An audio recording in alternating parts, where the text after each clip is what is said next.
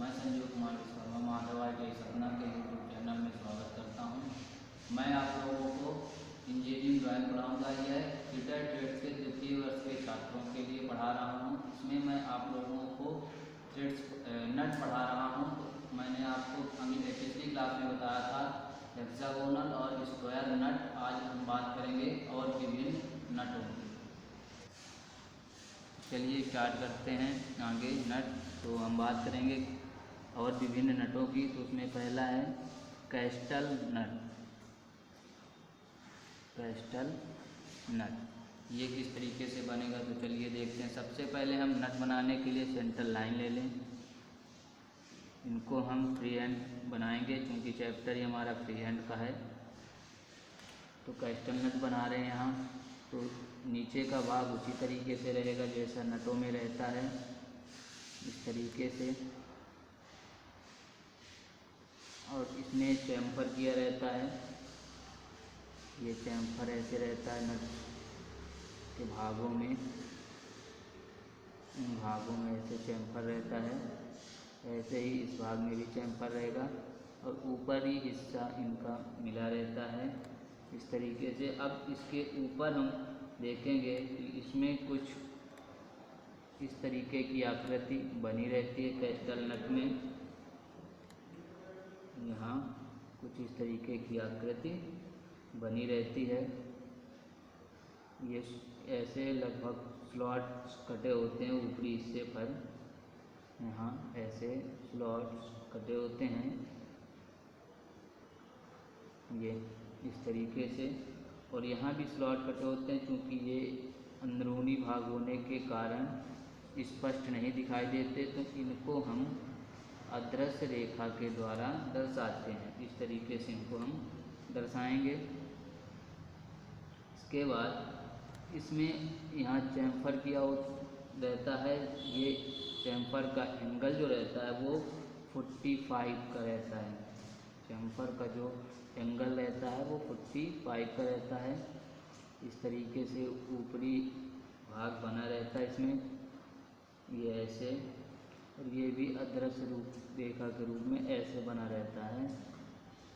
इस तरीके से ये कैस्टल नट का टॉप व्यू बनता है। और इसमें ये यहाँ रेडियस लगा रहता है। ये रेडियस रहता है 1.5 यानी कि जितना व्यास रहेगा उस व्यास का 1.5 गुना। और यहाँ से यहाँ तक इसकी नट का व्यास रहता है। और ये होती है यहाँ तक डेप्थ इसकी कितना गहरा बना है। इस तरीके से इसको आप क्रॉस फ्लैट्स से जब देखेंगे तो ये इस तरीके से दिखेगा। इसके बाद टॉप की बात करें, ये इसको आप देखेंगे फ्रंट से तो ऐसे दिखेगा। अब हम टॉप की बात कर रहे हैं तो टॉप में देखने पे कैसा दिखेगा चलिए वो बनाते हैं। सबसे पहले 2 सेंटर ले लेते हैं, वर्टिकल और हॉरिजॉन्टल दोनों अक्षों से इस तरीके से। इसके बाद जब हम इसको ऊपरी हिस्से इसका देखते हैं तो हमको हेक्सागोनल आकृति दिखाई देती है, यानी कि षटभुजाकार आकृति दिखाई देती है। तो सबसे पहले हम षटभुजाकार आकृति बनाएंगे। इसमें षटभुजाकार आकृति बनाएंगे।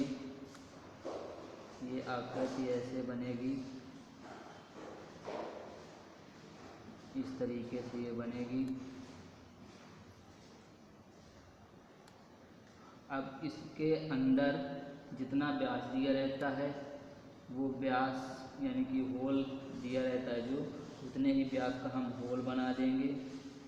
ये इस तरीके से दिखेगा। इसके अंदर थ्रेड्स बनी रहती हैं, वो थ्रेड्स जिसमें कटी रहती हैं उसका भी व्यास दिया रहता है।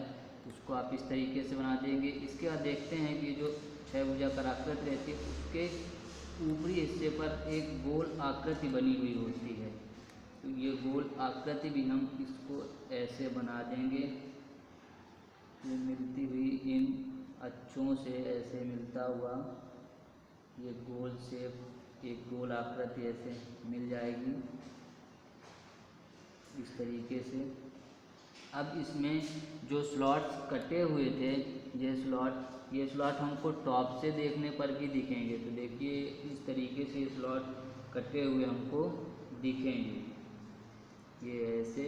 और इसके बाद 2 स्लॉट इस भाग से, 2 स्लॉट हमको इस भाग से दिखेंगे ऐसे, और 2 भाग इसी के जस्ट सामने यहाँ से एक दूसरे के पैरेलल ऐसे बनेंगे। ये इस तरीके से आप देख सकते हैं। ये इसके सामने ये है, इसके सामने ये, इसके सामने ये, तो इस तरीके से स्लॉट कटे रहेंगे। तो इसको हम कैस्टल नट का फ्रंट और टॉप इस तरीके से बना लेंगे। चलिए अब कैस्टल नट के बाद अब बात करें अगले नट की। तो अगला है लॉक नट। अगला नट है लॉक नट, उसको देखते हैं लॉक नट किस तरीके से बनेगा। तो चलिए इसको भी हम बनाते हैं। तो इसको हम एक क्रॉस कॉर्नर से देखेंगे, इसका जो फ्रंट बनेगा वो क्रॉस कॉर्नर से देखेंगे हम कि कैसे बनता है। तो इसको बनाएंगे तो देखिए सबसे पहले सेंटर ले लेते हैं हम, ये ऐसे सेंटर आ जाएगा। सेंटर के बाद इसका जो ऊपरी हिस्सा है वो ऐसे बनेगा, इसमें चैम्फर रहेगा, ऊपरी हिस्से में भी चैम्फर रहेगा। तो ये हम चैम्फर कर देंगे यहाँ इस तरीके से, इन भागों में चैम्फर रहता है, ऊपरी हिस्सा ऐसे मिला रहता है इसका, यहाँ भी चैम्फर रहेगा, नीचे और ऊपरी दोनों हिस्सों पर भी इसके चैम्फर रहता है ऐसे, ये ऐसे बनता है। इसके बाद अब हम इसको इस टॉप से देखेंगे तो कैसा दिखेगा वो देखते हैं। तो फ्रंट से देखने पर ऐसा दिखेगा, टॉप से देखेंगे तो कैसा दिखेगा। चलिए उसको भी हम बनाते हैं। तो सबसे पहले सेंटर लाइन ले लेते हैं। इसके बाद सेंटर लाइन लेने के बाद इसका हमको जो भाग दिखने वाला है वो षटभुजाकार आकृति के रूप में दिखाई देता है। टॉप से देखने पर इस तरीके से षटभुजाकार आकृति हम बनाएंगे, यहाँ इस प्रकार से षटभुजाकार आकृति बनाएंगे और इसमें गोल शेप ऐसे राउंड बना रहता है। ऊपर से देखने पर ये हमको ऐसे दिखाई देता है और इसके अंदर यहाँ जो व्यास दिया रहता है वो हम बना देते हैं और व्यास के अंदर ये थ्रेड्स ऐसे जो कटी रहती हैं उसका भी व्यास हम बना देते हैं। तो यहाँ से यहाँ तक ये जो होता है ये भाग, इसको हम व्यास बोलते हैं, यानी कि डी। इस तरीके से आप लॉक नट बना लेंगे। चलिए अब कैस्टल नट और लॉक नट के बाद अगले नट की बात करते हैं। तो अगला नट है फ्लैंज नट। फ्लैंज नट, अब हम इसकी बात करेंगे। तो चलिए इसको देखते हैं फ्लैंज नट को कैसे बनेगा। तो इसका जो नीचे का भाग होता है इसमें एक प्रकार का वाशर टाइप का सेट होता है। तो उसके बनाएंगे तो सबसे पहले सेंटर लाइन ले लेते हैं, फिर बनाते हैं। तो देखेंगे कि नीचे के भाग में इसके वाशर जैसे लगा होता है यहाँ जैसे, और इसके ऊपर अब हम नट बनाएंगे। तो इस तरीके से बनाएंगे नट, इसका व्यास यहाँ से यहाँ तक रहेगा। इसके ऊपरी भाग में भी यहाँ चैम्फर रहता है, ये ऐसे चैम्फर रहता है। इस तरीके से यहाँ भी चैम्फर रहता है। इसका व्यास हम यहाँ ऊपरी हिस्से पर यहाँ दर्शा देते हैं डी, और इसकी जो टोटल लेंथ रहती है यहाँ से यहाँ नीचे का भी हिस्सा जो रहता है इसकी लेंथ रहती है व्यास की दोगुनी से ज़्यादा, यानी 2.2 डी के बराबर इसकी लेंथ रहती है। और ये हो जाती है डेप्थ। यहाँ से ये वाशर का जो नीचे का हिस्सा रहता है उसको छोड़कर उसको छोड़कर यहाँ से डेप्थ बता दी जाती है। तो इस तरीके से फ्लैंज नट बनेगा फ्रंट से देखने पर। इसके बाद अब जब हम फ्लैंज नट को टॉप से देखेंगे तो वो कैसा दिखेगा, चलिए उसको हम बनाते हैं कि टॉप से देखने पर किस तरीके से दिखेगा। तो सबसे पहले सेंटर की आवश्यकता होती है, सेंटर लाइन हम ले लीजिए। इसके बाद टॉप से देखने पर सबसे पहले हमको ये जो वाशर लगा होता है, ये वाशर टाइप का नीचे का भाग रहता है, ये दिखेगा। तो ये गोल शेप में दिखेगा, यानी कि इसका जितना व्यास रहता है उस व्यास के माप के बराबर ही हमको ऐसी आकृति, गोल शेप की आकृति दिखेगी। इसके बाद इस भाग को दिखेगा ऊपरी हिस्सा, तो ये भाग हेक्सागोनल आकृति का होता है। तो हेक्सागोनल की आकृति का भाग इसके अंदर बनेगा, ये इसके अंदर हेक्सागोनल आकृति का भाग बनेगा इस तरीके से। इसके बाद इसमें ये राउंड शेप आकृति यानी कि गोलाकार आकृति बनी रहती है, ये बनी रहेगी ऐसे। अब इसमें ये जो व्यास दिया हुआ है, अब यहाँ थ्रेड्स कटी रहती हैं, वो थ्रेड्स के लिए हम व्यास यहाँ जितना रहता है थ्रेड्स का व्यास वो हम बना देंगे। तो इस तरीके से ये फ्लैंज नट बन जाएगा। तो ये फ्लैंज नट का फ्रंट इस तरीके से बनेगा। इसके बाद टॉप देखेंगे तो टॉप ये पहले जो नीचे का भाग है वो बनेगा, इसके बाद ये ऊपरी हिस्सा इसके अंदर बन जाएगा। तो इस प्रकार से आप फ्लैंज नट बना लेंगे। अब फ्लैंज नट के बाद हम बात कर रहे हैं कैप नट की। कैप नट कैसे बनेगा, तो चलिए अब कैप नट देखते हैं। उसके लिए भी हम सबसे पहले सेंटर ले लें। कैप नट बनाने के लिए भी हम सेंटर ले लेते हैं। इसके बाद स्टार्ट करें तो नीचे का भाग हेक्सागोनल आकृति के जैसे ही बनेगा, ये ऐसे रहेगा नीचे का भाग। इसके बाद यहाँ से यहाँ तक इसका व्यास रहेगा, ये वाला भाग व्यास का रहेगा। इसमें भी हम देखेंगे कि चैम्फर किया हुआ होता है यहाँ, और इस भाग में भी चैम्फर रहेगा। और इस भाग को हम दर्शाएंगे इसमें थ्रेड्स बनाकर, तो इसलिए हम यहाँ चैम्फर नहीं दर्शा रहे हैं। इसका कुछ भाग में ऐसे चैम्फर आएगा, ये ऊपरी हिस्सा इसका ऐसे रहेगा। इसके बाद इसमें ऊपरी भाग पर इस तरीके से बना रहता है, इसके ऊपरी भाग पर इस तरीके से बना रहता है ये ऐसे। और यहाँ भी बात करें तो यहाँ भी अदृश्य रेखा के रूप में इसको हम दर्शाएंगे। इसके अंदर का भाग, ये भाग अदृश्य रेखा के रूप में रहेगा इस तरीके से।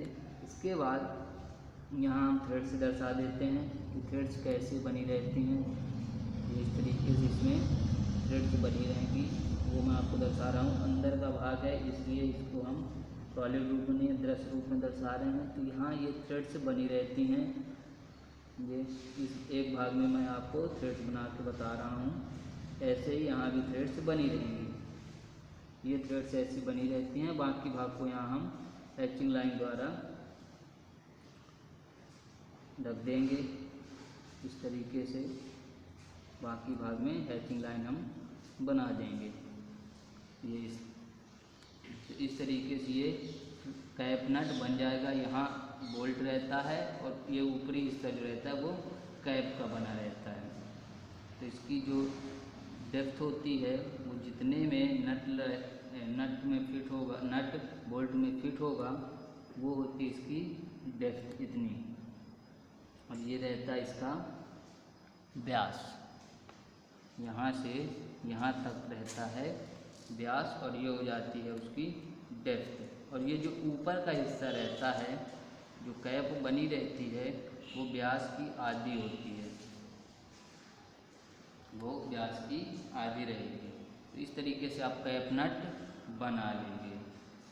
तो अब हम बात करेंगे कैप नट के बाद अगले नट की। तो अगला नट है डोम नट।